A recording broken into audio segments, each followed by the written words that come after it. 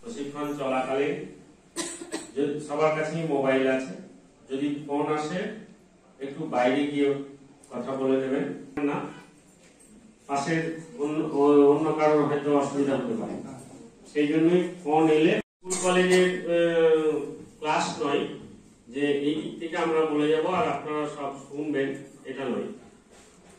আপনারা নির্বাচিত জনপ্রতিনিধি আছেন, হয়তো বা আগে কোন বা সাধারণ সদস্য ছিলেন বা সঞ্চালক ছিলেন, যারা কর্মচারী আছেন তারা বহুদিন ধরে নারী শিশু উন্নয়ন ও সমাজ কল্যাণ উপসমিতির সঞ্চালক। পঞ্চায়েতের শাহরাপুরি গ্রামের আশাকর্মী এবং মোহাম্মদবাজার ব্লকের আমাদের অফিস। আমি সেলিমা আলী, এরুকা সাব সেন্টার একজন আশাকর্মী। আমাদের প্রাথমিক আমি গ্রাম পঞ্চায়েতের অঙ্গনওয়াড়ি করি। আমি মোহাম্মদবাজার গ্রাম পঞ্চায়েতের থেকে এসেছি আর আমি একজন সদস্য। আরেকবার বলুন আপনার নামটা পরিষ্কার করে। রুমা মন্ডল, জেলচা পঞ্চায়েত এবং মোহাম্মদবাজার ব্লক। আমি নারী ও শিশু কল্যাণ নারী শিশু উন্নয়ন বাহারকাটা পঞ্চায়েত থেকে এসেছি। বারকাটা আর এমডি বাজার থানা আর নারী শিশু। আরেকবার মোহাম্মদবাজার ব্লকে দেখবেন একদিনে একটা গ্রাম পঞ্চায়েত মেম্বারদের ট্রেনিং হয়েছে, ওই সংসদের সমস্ত ভোটারদের, তাই না? বেশ, যেমন আছে তেমনি আপনার ক্ষমতাও আছে এবং এই ক্ষমতাটা আপনার এমনি রয়েছে। সেই সংবিধানের 273 নম্বর ধারায় পঞ্চায়েত গঠন করার কথা বলা হয়েছে এবং পঞ্চায়েতে কার কি ক্ষমতা সেটা বলে দেওয়া আছে। এছাড়া আমাদের রাজ্যের একটা উপসমিতিগুলো, এইগুলো কিন্তু একটা দপ্তর, আমাদের এরকম 5টা দপ্তর আছে, ঠিক আছে?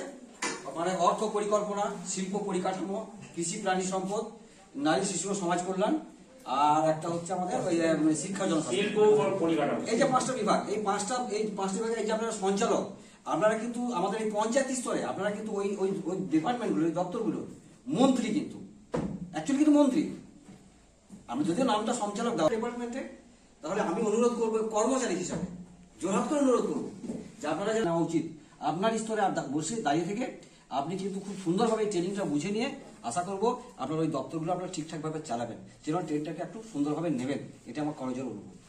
কি ভূমিকা পালন করে স্যার মেম্বাররা এখনো কিন্তু সেই জিনিসটা এখনো জায়গায় জিততে পারছে, সেই জায়গায় পৌঁছতে পারেনি, হয়তো আরো বেশি কনসিয়াসনেস এর দরকার কিনা। সেক্ষেত্রে স্যার আমাদের ওয়ারিশনের যেগুলো সার্টিফিকেট মেম্বাররা দেখছি বাইরের পঞ্চায়েতের দরখাস্তটাকে সই করে দিয়ে পাঠিয়ে দিচ্ছে, না পড়ে তাদের কমন এতটুকু হচ্ছে না স্যার, এগুলো পাচ্ছি না। দ্বিতীয় নম্বরে জন্য আবেদন করা হচ্ছে, সেইটার যোগ্যতা ওই ব্যক্তির আছে কিনা। অধিকার প্রতিষ্ঠা করা, শিশুদের অধিকার আছে, প্রত্যেকটি শিশুর, ভারতবর্ষের ভবিষ্যৎ নাগরিক যারা, তাদের যে অধিকার, সেই অধিকারগুলো এখানে বলা আছে। আমরা দেখে নেবো এই অধিকার। তবে তো শিশুটা বেঁচে থাকতে পারবে, সুস্থ থাকতে পারবে। একদম। এবারে পরিষেবাগুলো সাথে একটু হেল্প করে যে নিতে আসছে না, অনেকের তো ভুল ভ্রান্তি আছে। হ্যাঁ বলুন। বাচ্চাটা মারা যেতে পারে বা কিছু ইয়ে হতে পারে, সেজন্য নিচ্ছে না। বাইরেও যে শিশুদের প্রথম যে সমাজের কাছ থেকে যে অধিকার, সেই অধিকারগুলোর কথা এখানে বলা হচ্ছে। পরে আসবো আমরা শিশু উন্নয়ন বা সুরক্ষা বা অংশগ্রহণের জন্য যে আমরা কি নামে চিনি, হয়েছে আপনার এই উপসমিতি থেকে কি কি পরিকল্পনা নেওয়া হয়েছে সেগুলো আলোচনা হয়েছে। উপসমিতির জন্য আলাদা আলাদা পরিকল্পনা নিতে হয় এবং বর্তমানে গুণগত মানের, উৎকৃষ্ট মানের পরিকল্পনা করার জন্য বলা হচ্ছে যে সবগুলো উপসমিতি থেকেই যেন পরিকল্পনা নেওয়া হয়। বাদ দিয়ে দিচ্ছে হ্যাঁ বলছি মিনিমাম 2 অথবা 2+ হলে এগুলো পাবে। হ্যাঁ ঠিকই তো, সিম নাম্বার এটা রয়েছে, আপনার কিছু করার নাই। আপনি ওই এসিসিসি ডাটায় হাত দিতে পারবেন না, আমিও পারবো না, জেলাও পারবে না, সুতরাং এটা কিছু করার নাই। মানে বিনা দ্বিধায় এবং ভয় ছাড়াই তারা আলোচনায় অংশগ্রহণ করতে পারবে, সেই রকম জায়গায় মিটিংটা আয়োজন করতে হবে।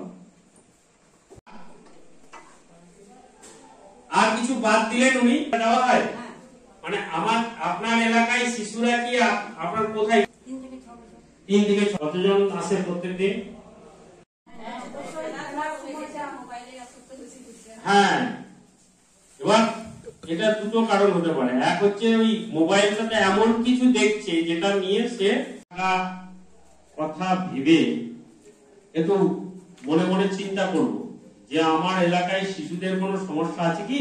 সদস্য রয়েছেন, তাদের চোখে কিছু আশা দিদিমণি, অঙ্গনওয়াড়ি দিদিমণি যার 4র্থ শনিবারের সভায় আসেন, দেখে আপনাকে অনুভব করতে হবে যে কোনগুলি সমস্যা। আচ্ছা ধরুন বউ ওপর থেকে নামে না, হ্যাঁ, বাচ্চাটাকেও নামায় না, নামায় না। বাচ্চাটার 2.5 বছর বয়স হলো, হ্যাঁ, এবারে শাশুড়ি শ্বশুরেও মনে কষ্ট, বাচ্চাটারও শৈশবটা নষ্ট হয়ে যাচ্ছে। মানে আমরাও কিছু বলতে পারছি না যে তোমাদের পাশের বাড়ি যে নামাচ্ছে না, ছেলেটারও তো মানে ভেতরে ভেতরে চারিদিকে সবুজ, সেই মা শৈশবটাকে তার নষ্ট করছে, আবার বড় বড় পড়ার মতো। এটা একটা কিন্তু সমস্যা। মধ্যস্থতা করতে চান তাহলে ওই মধ্যস্থতা যে কেউ করতে পারবে, যে মানুষটিকে শাশুড়িও মানে বৌমাও মানে। এই আমি সম্মান রেখে শ্রদ্ধা রেখে সবটা বলছি। সেটা হচ্ছে যে আমাদের এই যে বলে যান, জায়গাটা কিন্তু আমাদের জন্য খুব অ্যালার্ট হতে হবে। আমি সবার নারীকে সম্মান করে বলছি। কারণ কথা দেখবেন আমরা বলি যে কন্যা সন্তান, সেই আদি অনন্ত থেকে কন্যা সন্তানটা প্রচন্ড অবহেলিত, এটা স্বীকার করতেই হবে। কিন্তু আদি অনন্ত থেকে চলে আসছে, আজও পর্যন্ত কিছুটা অংশ থেকে গেছে, উন্নয়ন অনেক হয়েছে, অবশ্যই সব কমে গেছে, পরিমাণ কমে গেছে, ওই পরিসরটা অনেক কমে গেছে। এটা ঈশ্বরের আশীর্বাদ বা আমাদের প্রচেষ্টা, মানুষের প্রচেষ্টা, ভালো সমাজ এগোচ্ছে। তো এবার দেখবেন আমি বলতে চাইলাম যেটা, সেটা হচ্ছে পুত্র সন্তান। পুত্র সন্তানকে বরাবর সমাদর করা হয়েছে, ব্যালেন্স এসছে, কন্যা সন্তানও সমাদর পাচ্ছে, ঠিক আছে। এইবার তবুও কিন্তু অনেক দুর্বল জায়গা থেকে যাচ্ছে। আমার মনে হয় আমার একটা মাকে যদি প্রশ্ন করি, আমার অনেক মা আছেন বা অনেক বোন আছেন, আমি যদি এনা থেকেই প্রশ্ন করি, আমার মনে হয় ওনারা আমার প্রশ্ন উত্তরটা দিতে পারবেন না, পারবেন।